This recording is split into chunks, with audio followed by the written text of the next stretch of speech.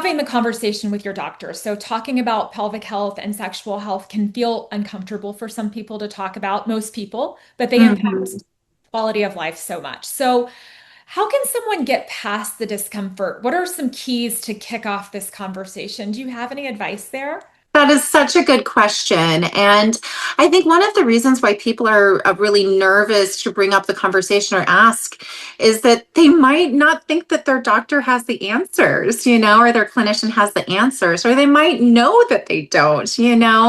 And so I would say, first of all, if possible, finding somebody that will be able to have a dynamic conversation with you is really helpful. So, a person can find that through IshWish has a Find a Provider website. Mhm. Also, ASECT is a group as well to find people that are knowledgeable on sexual health concerns.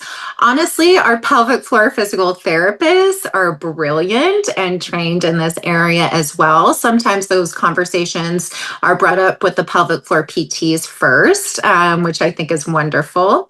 But I would say, just starting by bringing it up yourself, saying, hey, I am experiencing pain and discomfort, and I need your help with this. Just really speaking truth to what you're seeking in that conversation is really important. So, and that way, we as clinicians hear that this is something that is important to you and that you have an expectation for us to treat this to meet your goal. Hey, this is painful, uncomfortable, this is distressing to me, and I need your help in evaluating and giving me the treatment that I need. Sure, and it sounds like maybe if they're even not getting being heard, it seems like even maybe asking for a referral to a pelvic health physical therapist. Absolutely. Yeah, I would say because sometimes a clinician might say, well, gosh, I really don't know how to help you. And honestly, I'm happy for them that do that and don't give people bad advice. Goodness gracious, there's still advice going out about, maybe having a drink or something like that, which is not the way that we should be speaking to people about these concerns. So, absolutely, ask for a referral, ask if they have any recommendations.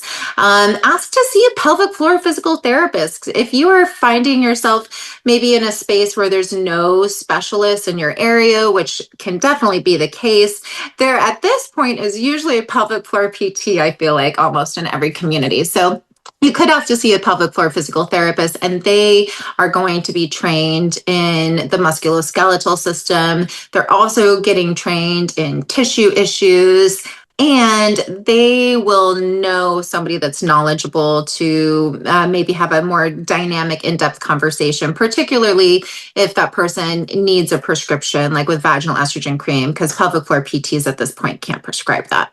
Sure.